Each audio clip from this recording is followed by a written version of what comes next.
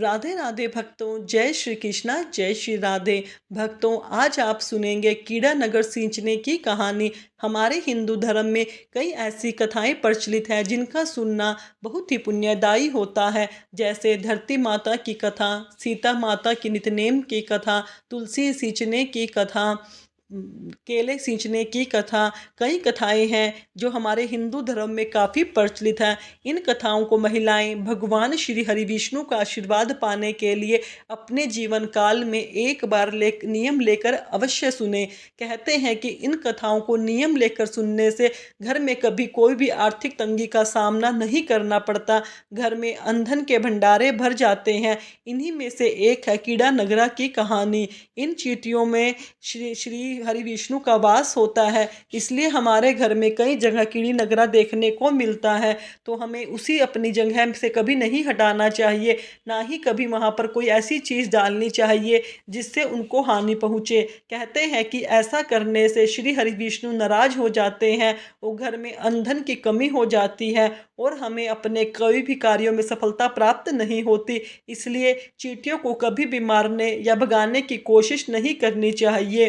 कीड़े नगरे की कथा सुनने का नियम लिया जाता है। 7 दिन आप कहानी सुन सकते हैं, 21 दिन सुन सकते हैं, सवा महीना, सवा साल, जितनी भी आप श्रद्धा के अनुसार इस कहानी को सुने। जब भी आप कथा सुनने शुरू करें उस समय आपको कीड़े नगरा भी सींचना चाहिए। इसके लिए आपको 1 किलो आटा और आधा किलो शक्कर मिला लें, 100 ग्राम घी मिला लें, फिर इसे अच्छी तरह मिलाकर रख लें। रोजाना 1 चम्मच के हिसाब से जहाँ चींटियों के बिल होते हैं वहाँ पर डालकर आएँ। ऐसा करने से हमारी कोई भी मनोकामना हो वह अवश्य पूर्ण होती है। और जो भी व्यक्ति कीड़ा नगर सींचने का नियम लेता है तो जितने दिन का नियम लिया है उतने दिन बाद इसका उद्यापन भी करना होता है। तो अब अपने सुनते हैं कीड़े नगरे की पौराणिक कथा। तो सारे विष्णु भक्त इस कथा को पूरे श्रद्धा भाव से सुने, हुंकारा भरते रहें और कमेंट में जय श्री हरि विष्णु अवश्य लिखेंगे और वीडियो को ज़्यादा से ज़्यादा लाइक करेंगे। बोलो लक्ष्मीपति नारायण की जय। बहुत पुराने समय की बात है। एक गांव में एक बूढ़ी माई रहती थी। उस बूढ़ी माई के 2 बेटे 2 बहुएं थी, छोटे छोटे पोते पोते पोतियां थी। वह बुढ़िया मंगवान श्री हरि विष्णु की परम भक्त थी। वह हमेशा पुण्य के कार्य करती, दान धर्म भी करती, लेकिन वह कभी भी मंदिर और सत्संग में नहीं जाया करती थी। वह तीर्थ स्थानों पर स्नान करने के लिए जाती। गांव में विष्णु जी का मंदिर था, उस पर हमेशा गुरुवार, एकादशी, पूर्णिमा के दिन कीर्तन होते थे। वह बुढ़िया कभी भी भजन कीर्तन सुनने के लिए वहां नहीं जाती थी, हमेशा घर के कामों में लगी रहती थी। मन ही मन विष्णु भगवान जी का स्मरण करती रहती। एक समय की बात है कि उस गांव में विष्णु जी के मंदिर पर भागवत हो रही थी। तो बुढ़िया के बड़े बेटे ने कहा कि माँ, कि आप कहती हो कि मैं विष्णु जी की परम भक्त हूँ, पर सारा दिन घर के कामों में लगी रहती हूँ। अब कितना अच्छा मौका है, हमारे गांव में विष्णु जी के मंदिर पर भागवत कथा हो रही है, पर आप तो सारा दिन घर के कामों में लगी रहती हैं। इन कामों का क्या, काम तो तुम्हारी बहुएं और अपने आप कर लेंगी। तुम मेरा कहना मानो और भागवत कथा सुनने जाया करो। तो उसकी माँ ने अपने बेटे का मन रखने के लिए कह दिया, आज से मैं रोजाना जाऊंगी, परंतु वो नहीं गई। ऐसा करते करते 6 दिन बीत गए। तो बुढ़िया के बेटे ने कहा, माँ, तुम मेरा कहना तो नहीं मानती, लेकिन फिर भी कह रहा हूँ, आपने जो कार्य करना है वह मुझे बताओ, मैं करूँगा। लेकिन आज भागवत का अंतिम दिन है, आज तो कथा सुनने जाओ। गांव की सारी महिलाएं कथा सुनने के लिए जाती हैं। अड़ोस पड़ोस की काकी, ताई, चाची सभी मुझसे पूछती हैं कि तुम्हारी माँ मंदिर नहीं आती। अब उन्हें मैं क्या कहूँ, मेरी माँ का मन नहीं है या घर पर ही बहुओं के काम नहीं करती। आज तो आपको जाना ही पड़ेगा। तो बुढ़िया ने फिर अपने बेटे का मन रखने के लिए कह दिया, हाँ, मैं अभी चली जाऊंगी। लेकिन बुढ़िया माई तो घर के कामों में लग गई और काम करते करते जाने में इतनी देर कर दी कि भागवत कथा समाप्त ही हो गई। अब बुढ़िया घर से निकल पड़ी, मंदिर की तरफ जा रही थी। तो रास्ते में श्री हरि विष्णु भगवान सन्यासी का रूप धारण करके बूढ़ी माई के पास आते हैं और फिर कहते हैं कि बूढ़ी माई अब तुम कहाँ जा रही हो। बूढ़ी कहती है कि साधु महाराज जी, मैं तो भागवत कथा सुनने जा रही हूँ। तब सन्यासी का रूपधारी विष्णु भगवान ने कहा कि बूढ़ी माई अब इतनी देरी से क्यों जा रही हो, अब तो वहाँ कथा समाप्त भी हो गई है, अब वहाँ जाकर क्या करोगी। तो बूढ़ी माई ने कहा, साधु बाबा, मेरा तो कोई मन नहीं है मंदिर जाने का, मेरा तो मन घर के कामों में लगा रहता है, पर मेरे बेटे की जिद थी कि आज तो मुझे भागवत कथा सुनने के लिए जाना ही होगा, तो अब उसके कहने पर मैं घर से निकल पड़ी हूँ, तो मंदिर तक तो जाऊंगी ही। तो साधु बाबा कहने लगे कि बूढ़ी माई, मंदिर तो बंद हो गया है, अब तुम वहाँ जाकर क्या करोगी, क्या लेकर आओगी। सारे भक्त लोग अपनी अपनी घर चले गए, प्रसाद बंट चुका है, अब वहाँ पर कुछ भी नहीं है। तो बुढ़िया माई कहने लगी, कोई बात नहीं, मैं वहाँ से एक ईंट ईंट उठा लाऊंगी और सोचूंगी कि भगवान का आशीर्वाद है। तो सन्यासी का रूपधारी विष्णु भगवान कहने लगे कि बूढ़ी माई, तुम इतनी दूर जाओगी और मिट्टी की ईंट उठाकर लाओगी, तो मैं तुम्हें यहीं पर एक सोने की ईंट दे देता हूँ और तुम ईंट लेकर घर चली जाओ, इतनी दूर तक जाने की कोई आवश्यकता नहीं है। यह कहकर साधु बाबा ने झट से अपनी झोली से एक सोने की ईंट निकाली और माई को पकड़ा दी, वहाँ से चले गई। अब सोने की ईंट पाकर बुढ़िया बहुत खुश हो गई और सोचने लगी कि आज तो बड़े बेटे का कहना मानकर मैंने अच्छा ही किया, देखो भगवान का आशीर्वाद मिला है, सोने की ईंट, मुझे क्या चाहिए। फिर चलते चलते बुढ़िया विचार करने लगी कि अगर मैं इस सोने की ईंट को लेकर घर जाऊंगी और बहू बेटे इसे देखेंगे तो वो आपस में लड़ने लगेंगे, उनके बीच में आपसी लड़ाई झगड़ा होगा, इसलिए ऐसा करती हूँ कि घर के आंगन के बाहर ही ज़मीन में दबा दूंगी। तो यह सोचकर बुढ़िया ईंट लेकर घर आ गई। उसने देखा कि बेटे काम पर चले गए हैं, बच्चे पाठशाला चले गए हैं, बहुएं घर के अंदर अपने अपने कामों में लगी हुई हैं। तो बुढ़िया ने उनकी नज़र बचाकर घर के आंगन से बाहर जल्दी जल्दी एक गड्ढा खोदकर उसमें उस सोने की ईंट को गाड़ दिया। फिर उसके ऊपर मिट्टी डालकर जगह को समतल कर दिया और पानी का छिड़काव कर दिया। घर के किसी भी कोने में सोने की ईंट के घर में किसी को भी सोने की ईंट के बारे में पता नहीं चला, लेकिन बुढ़िया का मन हर समय उस सोने की ईंट पर ही लगा रहता। धीरे धीरे बुढ़िया ने घर के अंदर जाना छोड़ दिया, उसका मन अब कामकाज में नहीं लगता था। वह पूरा दिन बाहर बेर का वृक्ष था, उसके नीचे बैठकर जहाँ सोने की ईंट दबाई थी उस जगह को देखती रहती। तो एक दिन बड़े बेटे ने देखा कि माँ कोई कामकाज नहीं कर रही है और सारा दिन घर के बाहर बेर के वृक्ष के नीचे बैठी रहती है, क्या बात है। मंदिर जाने से मुझको लगता था कि माँ तो भगवान की प्राप्ति हो जाएगी। वह तो अपनी माँ के पास जाकर बोला कि माँ, आजकल आप घर के अंदर नहीं जाती हो, ना ही कोई कामकाज करती हो, नहा धोकर सुबह यहाँ बैठती हो, शाम तक यहीं बैठी रहती हो। एक दिन भागवत कथा सुनने का इतना असर हुआ है, अगर मेरी बात मानकर तुम सातों दिन भागवत कथा सुनती तो ना जाने तुम्हें कितने ही ज्ञान की प्राप्ति होती। तो अपने बेटे की बात सुनकर बुढ़िया माई कहने लगी कि नहीं बेटा, ऐसी कोई बात नहीं है, काम तो बहुएं कर लेती हैं और मैं सारा दिन खाली बैठी रहती हूँ तो मेरा मन नहीं लगता, यहाँ आकर बाहर बैठ जाती हूँ तो सारा दिन आने जाने वालों को देखती रहती हूँ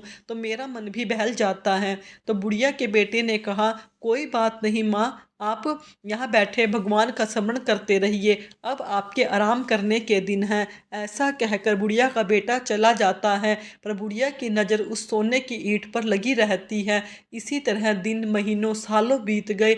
बूढ़ी माई ने उस ईंट को निकालकर ना तो अपने बेटे को दिया, ना ही धर्म कर्म के कार्यों में लगाया। अब बुढ़िया माई का जीवन काल समाप्त होने को था, तो उसे लेने के लिए यमराज के दूत आए और कहने लगी कि बुढ़िया माई, आपकी उम्र पूरी हो चुकी है, अब आपको हमारे साथ चलना होगा। तो बुढ़िया माई कुछ नहीं बोली और चुपचाप उसी जगह को देखती रही जहाँ उसने ईंट दबाई थी। तो यमदूत उसे लेकर धर्मराज जी के पास पहुँचे। धर्मराज जी ने चित्रगुप्त से लेखा जोखा करने को कहा, तो उन्होंने लेखा जोखा करके बुढ़िया माई की सारी बात धर्मराज जी को बताई।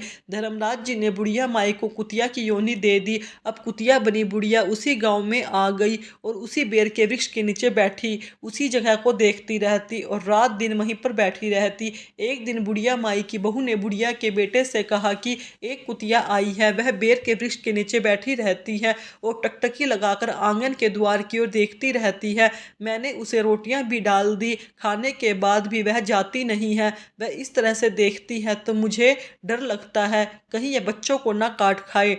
तो बुढ़िया के बेटे ने उस कुतिया को ललकारा तो वह एक बार वहां से गई और फिर आकर वहीं बैठ गई। तो उसके बेटे को गुस्सा आ गया, उसने एक लाठी उठाई और कुतिया की देह पर मारी, जिससे कुतिया बनी बुढ़िया की मृत्यु हो गई। फिर वह जैसे ही धर्मराज के पास गई तो धर्मराज ने उसे सर्प की योनि में डाल दिया। अब वह तो सर्प बनकर वहीं पर आ गई जहां पर सोने की ईंट दबाई थी। रात को वहीं पर आकर कुंडली मारकर बैठ जाती और दिन में बेर के वृक्ष पर चढ़ जाती। एक दिन बहू ने देखा कि एक सर्प है जो बेरी के वृक्ष पर रहता है, रात को आकर आंगन के द्वार के आगे कुंडली मारकर बैठ जाता है। तो वह बुरी तरह से डर गई। उसने अपने पति से कहा कि क्या आपने देखा है, मैं तो एक सड़क को 2-3 दिन से देख रही हूँ कि आपने घर के आंगन के द्वार के कुंडले मारकर बैठ रहता है, सुबह बेरी के वृक्ष पर चढ़कर बैठ जाता है। मुझे तो बहुत डर लगता है कहीं यह किसी को डस ना ले। तो बुढ़िया के बेटे ने शाम को देखा कि एक सर्प बेरी के वृक्ष से उतरकर नीचे आ रहा है, फिर आंगन के द्वार के आगे कुंडली मारकर बैठ गया। तो उसे देखते ही वह झट से खड़ा हुआ और लाठी लाकर उस सर्प को मार दिया। अब उसे क्या पता कि कुतिया और सर्प की योनि में उसकी माँ आ रही है। तो सर्प की योनि से मुक्ति पाकर बुढ़िया धर्मराज जी के पास पहुंची तो धर्मराज जी ने बुढ़िया माई को कीड़े का रूप दे दिया। तो बुढ़िया माई ने अपने घर के आंगन में कीड़ी नगरा बना लिया। अब आंगन में इतनी कीड़ी नगर फैल गया कि उसके बहु बेटे पोते बोले कि सारे परेशान हो गए। कीड़ियों की इस तरह फैल जाने से ना तो वह चल सकते थे, ना भोजन बना सकते थे, ना कहीं पर बैठ सकते थे, हर जगह कीड़ियां ही कीड़ियां थी। तो सारे लोग परेशान थे। एक दिन भगवान श्री हरि विष्णु सन्यासी का रूप धारण करके उनके घर आते हैं और आवाज़ लगाते हैं कि बेटा भिक्षा दो, भूख लगी है, भोजन भी दो। उसके बहू बेटे आवाज़ लगाते हैं कि महाराज क्या करें, आज कितने दिन हो गए हैं कि हमारे घर पे खाने को कुछ नहीं बनता है। तो साधु बाबा कहते हैं कि तुम भले चंगे दिखाई देते हो, ऐसी क्या बात है कि तुम्हारे घर में अन्न नहीं पक रहा। तो बुढ़िया का बेटा कहता है कि महाराज आप ही आकर देख लो हमारे आंगन में किस तरह कीड़ी नगर फैला हुआ है, अगर आपके पास कोई उपाय हो तो हमें बतलाइए, हम जरूर करेंगे। तो सन्यासी का रूपधारी विष्णु भगवान वहाँ बैठ जाते और कुछ देर ध्यान लगाकर उसके दोनों बेटों को बुलाते, फिर उसी जगह को खोदने के लिए कहते जहाँ पर बुढ़िया ने ईंट दबाई थी।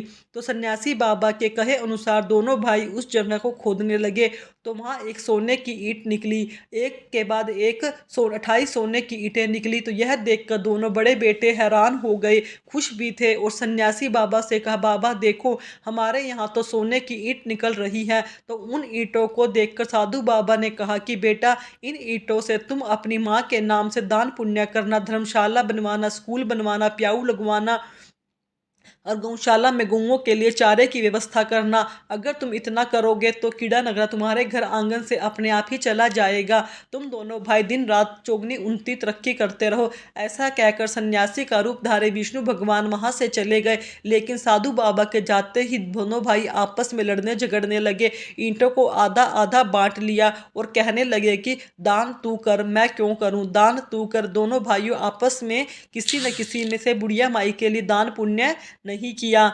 तो कीड़े नगरा वहीं पर बना रहा। इतना धन हो जाने के बाद भी उनकी परेशानियां कम नहीं हुई, ना ही ढंग से भोजन बना पाते थे, ना ही ढंग से खा पाते थे, यहाँ तक कि वह चैन से सो भी नहीं पाते थे। अगर वह सोते तो सारी चारपाइयों पर चींटियां चढ़ जाती तो परेशान होकर उठकर बैठ जाते। फिर भी उन्होंने उस सोने की ईंट से कोई भी दान पुण्य का कार्य नहीं किया, परेशान होते रहे। 1 महीने बाद साधु बाबा फिर से आवाज़ लगाई कि बेटा भिक्षा दो, भूख लगी है, भोजन भी दो। तो बुढ़िया के बेटे कहने लगे कि साधु बाबा हमारी तो हालत वैसी की वैसी ही है, आप तो कह रहे थे कि कीड़ी नगरा चला जाएगा, पर कीड़ी नगरा तो वैसे का वैसा ही है, कहीं नहीं गया, हम तो बहुत परेशान हैं। तो साधु बाबा ने कहा कि वो सोने की ईंटें कहाँ हैं। तो दोनों भाई कहने लगे कि हमने तो आधी आधी बांट ली। साधु बाबा कहने लगे कि बेटा, धन को दबाने से कुछ नहीं होता। अगर हमारे पास अधिक धन है तो उसे हमें पुण्य के कार्यों में लगाना चाहिए। तुम्हें तो बैठे बैठाए इतना धन मिला है, फिर भी तुम धर्म के कार्यों में खर्च नहीं कर रहे हो। मनुष्य को हमेशा अपनी मेहनत से कमाई हुई कमाई का 5वां हिस्सा दान पुण्य के कार्यों में लगाना चाहिए। इससे हमारे धन की में बरकत बनती है। अब तुम दोनों भाई जैसा मैं कहता हूँ वैसा ही करो, क्योंकि इस सोने पर तुम्हारा कोई अधिकार नहीं है। यह कहकर साधु बाबा ने कहा कि यह सोने की ईंट तुम्हारी माँ लेकर आई थी, उन्होंने ही यहाँ पर दबाई थी। अगर वह उसी समय दान पुण्य करती तो तुम्हारी यह हालत ना होती और ना ही इस तरह 3-3 योनियों में भटककर परेशान होती। यह कहकर साधु बाबा ने बुढ़िया माई की सारी कहानी उसके बेटे को बताई और फिर कहा कि बेटा, तुम इस सोने को बेच दो, जितना धन मिले उसे तुम्हारी माँ के नाम से दान पुण्य करो, क्योंकि तुम्हारी माँ की आज भी मुक्ति नहीं हुई है। वह कीड़े नगरी के रूप में तुम्हारे घर में निवास कर रही है। इससे वह भी परेशान और तुम भी परेशान हो। आज तुम आटे में चीनी और घी मिलाकर कीड़े नगरे के ऊपर डालना शुरू कर दो। यह कीड़ी नगरा अपने आप तुम्हारे घर से बाहर चला जाएगा। तुम्हारी माँ को मोक्ष की प्राप्ति होगी। तुम्हारे घर में भी धन धान्य की कोई कमी नहीं रहेगी। जो भी व्यक्ति सुबह के नगर सींचता है वह सदैव धनवान, पुत्रवान, संपन्न और सुखी रहता है। वह अपना सारा जीवन सुख शांति पूर्वक बिताता है।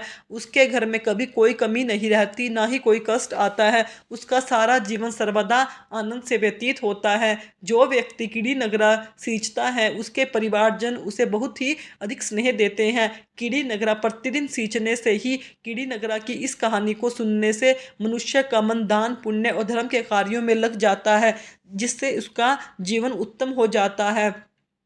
तो साधु बाबा की बात सुनकर दोनों भाई हाथ जोड़कर कहने लगे कि बाबा, हमसे बहुत बड़ी गलती हो गई है। आज आपने हमारी आंखें खोल दी। हम आज ही इस सोने को बेचकर इससे मिले हुए धन को धर्म कर्म में लगाएंगे। जैसा आपने कहा, हम दोनों भाई प्रतिदिन कीड़ी नगरा सींचेंगे। तो साधु बाबा उन्हें आशीर्वाद देते हुए चले गए और दोनों भाई सोने की ईंटों को लेकर बाजार गए।